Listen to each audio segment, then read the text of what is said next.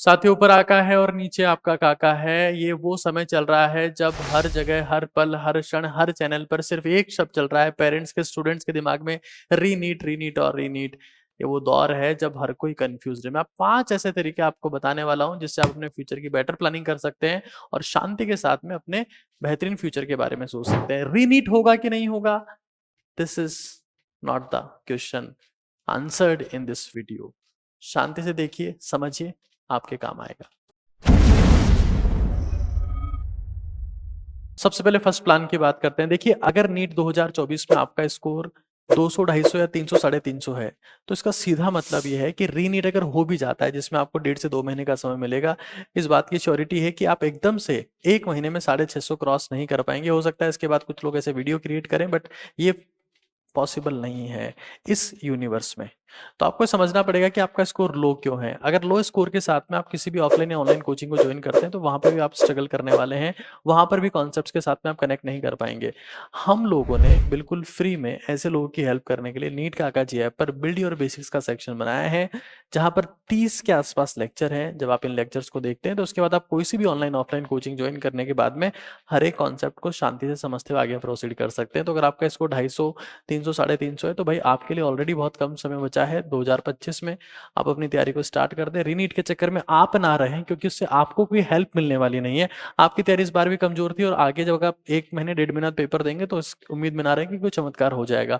Basics पर काम करें। नीट का जी ऐप को डाउनलोड करने के बाद फ्री में आप ये चीजें देख सकते हैं। लेक्चर नोट्स और डीपीपी वहां पर साथ में अवेलेबल है, जिसको आपको सिग्निफिकेंट हेल्प मिलेगी। मैं आपको फिर कह रहा हूँ, जिनका स्कोर कम है उनको ज्यादा समय चाहिए नीट 2025 के लिए।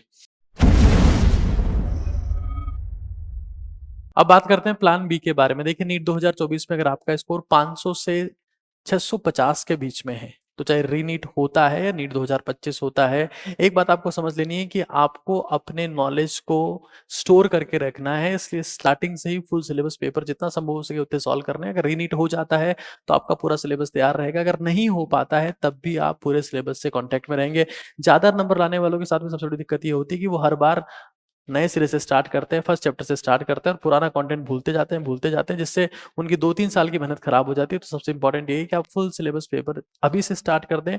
एग्जाम होता है तो अच्छी बात है, नहीं होता है तब भी आप मेन एग्जाम की तैयारी कर रहे होंगे। इससे आप मार्च और फरवरी में फुल सिलेबस नहीं देंगे, स्टार्टिंग से जब स्टार्ट कर देंगे तो आपके दिमाग में अलग कॉन्फिडेंस होगा, सिलेक्शन की श्योरिटी होगी। और इसके लिए इवन हम लोगों ने भी जीएसपी के नाम से एक बैच बना रखा है, जो ऐसे बच्चों के लिए जिनका स्कोर 500 से ऊपर है।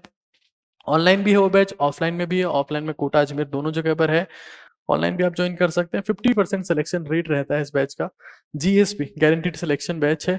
नीट का जी आपके ऊपर अवेलेबल रहेगा। बट इंपॉर्टेंट चीज ये है कि full syllabus test is the most important, कि अगर आपका स्कोर 500 प्लस है तो फुल सिलेबस के बिना बात बनने वाली नहीं है।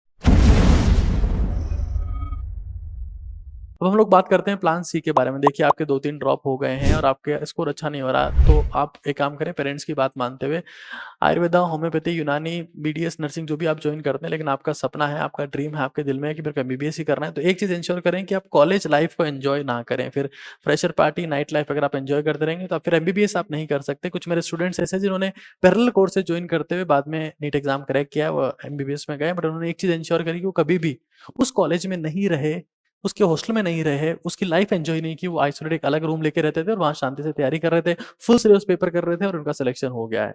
तो आपको समझना पड़ेगा कि अगर आपको पेरेंट्स की बात माननी है, लेकिन खुद की जो दिली इच्छा है उसको पूरा करना है, तो त्याग आपको करना पड़ेगा, तपस्या आपको करनी पड़ेगी। एकांत मांगती है दुनिया का कोई सा भी एग्जाम हो, बिना एकांत के, तपस्या के, संन्यास के एग्जाम क्रैक नहीं हो पाएगा। 1 साल आपको देना पड़ेगा, शिद्दत से देना पड़ेगा। लेकिन अगर पेरेंट्स कह रहे हैं कि साथ में कुछ ज्वाइन कर लो, तो आप ये देख सकते हैं, अगर आपका सिग्निफिकेंट टाइम वेस्ट हो गया, this is the plan C for you. अब बात करते हैं प्लान डी के बारे में। देखिए, बहुत सारे लोग ये कह रहे हैं कि सर हमारा तो नीट के ऊपर से भरोसा उठ गया है, हम लोग सीयूईटी के थ्रू जाने वाले हैं, हम लोग आइजर के थ्रू जाने वाले हैं, हम लोग नाइजर के थ्रू जाने वाले हैं। इवन कुछ लोगों ने ये तक कहा कि हम लोग यूपीएससी की तैयारी करने वाले हैं, हम लोग वहां टाइम इन्वेस्ट करेंगे और हो सकता है शायद हमारा कुछ बेहतर हो जाए। उसके लिए हालांकि ग्रेजुएशन तो करना ही पड़ेगा, चाहे सीयूईटी से करें या फिर नॉर्मल कॉलेज से करें। और यूपीएससी का एक ऐसा एग्जाम है जिसमें आप किसी भी कॉलेज से पास आउट हो, फर्क नहीं पड़ता। यूपीएससी सबको बराबर देखती है, चाहे आईआईटी से पास आउट हो, आईएएम से पास आउट हो, एम्स से पास आउट हो। बहुत सारे लोग ऐसे होते हैं जो इन 3 कॉलेज से पास आउट होने के बाद भी यूपीएससी क्रैक नहीं कर पाते, जबकि नॉर्मल कॉलेज वाले लोग भी यूपीएससी एग्जाम को क्रैक कर लेते हैं। तो यूपीएससी इज ऑल अबाउट कि आपने उसको कितना टाइम दिया है, कितना आपने दिमाग है, कितने आपने राइटिंग प्रैक्टिस करी, कितना इंटरव्यू का प्रैक्टिस किया, कितना आपने ऑब्जेक्टिव प्रैक्टिस किया, सारी चीजें मैटर करती है। आप यूपीएससी का सोच रहे हैं तो अफसर नाम की किताब है जो मेरी खुद की लिखी हुई है, आप यहाँ से बेसिक से शुरुआत कर सकते हैं और समझ सकते हैं कि यूपीएससी होता क्या है और किस तरीके से इस एग्जाम की तैयारी करनी चाहिए। यूपीएससी के साथ में एसएससी और बाकी सारे एग्जाम्स के बारे में भी सोच सकते हैं, ऐसा कई लोगों ने मुझे कहा है, इसलिए मैं आपको सलाह दे रहा हूँ। आपके साथ ही ऐसा सोच रहे हैं तो आप भी सोच सकते हैं। It was plan D for you. साथियों, अब हम लोग बात करते हैं प्लान ई के बारे में, जिसके बारे में मैंने कभी आज तक बात नहीं करी, लेकिन कुछ आपके साथी कह रहे हैं कि उनका देश के सिस्टम से भरोसा हिल गया और इसलिए वो बाहर एमबीबीएस करने जा रहे हैं, जिसमें कुछ डिफरेंट कंट्रीज हैं, लाइक वो उज्बेकिस्तान है, रशिया है। देखिए, देश हमारा है, देश का सिस्टम हमारा है, हमको उसको ठीक करना पड़ेगा। लेकिन कुछ साथी ये कह रहे हैं कि भारत में कॉम्पिटिशन बहुत ज्यादा है और हम लोग शायद उतना कॉम्पिटिटिव नहीं है, हमें लगता नहीं कि हम लोग तैयारी करके भी इंडिया में नीट एग्जाम क्रैक कर सकते हैं। तो एक ऑप्शन होता है कि बाहर जाकर आप एमबीबीएस करें, अब्रॉड में जाकर एमबीबीएस करें। देखिए, अब्रॉड से एमबीबीएस करने के लिए जो सबसे इंपॉर्टेंट कंट्री वो कहने की रशिया। रशिया एक सुपर पावर है और वो पॉलिटिकली और फाइनेंशियली स्ट्रॉन्ग कंट्री है, स्टेबल कंट्री है। किसी भी केस में वर्ल्ड में कुछ भी होता है तो रशिया में कुछ भी हलचल होने के चांसेस कम होते हैं। कॉलेज का डॉक्टर हिमांशु ने रशिया में विजिट किया और इसके बारे में डिटेल्ड फॉर्मेट में पूरे इंडिया को अवेयर किया है कि कैसे दलाल आजकल फिलहाल भारत के लोगों को लूट रहे हैं और जहां 20 लाख की फीस है वहां पर 40-40 लाख रुपए वसूल कर रहे हैं।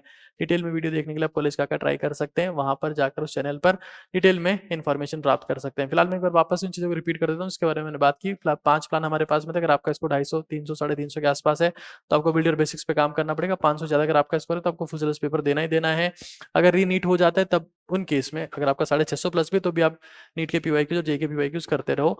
500 प्लस आपका स्कोर है, जीएसपी में आप ट्राई कर सकते हैं। अगर आपको पैरेलल कोर्स में जाना है तो ये इंश्योर करें कि आप वहाँ के हॉस्टल में ना रहें, कॉलेज लाइफ एंजॉय ना करें। अगर आपका प्लान है कि मुझे सीयूटी में जाना है या मुझे यूपीएससी करना है तो उसके बारे में बात कर चुका हूँ और लास्ट बात मैं अब्रॉड की कर चुका हूँ।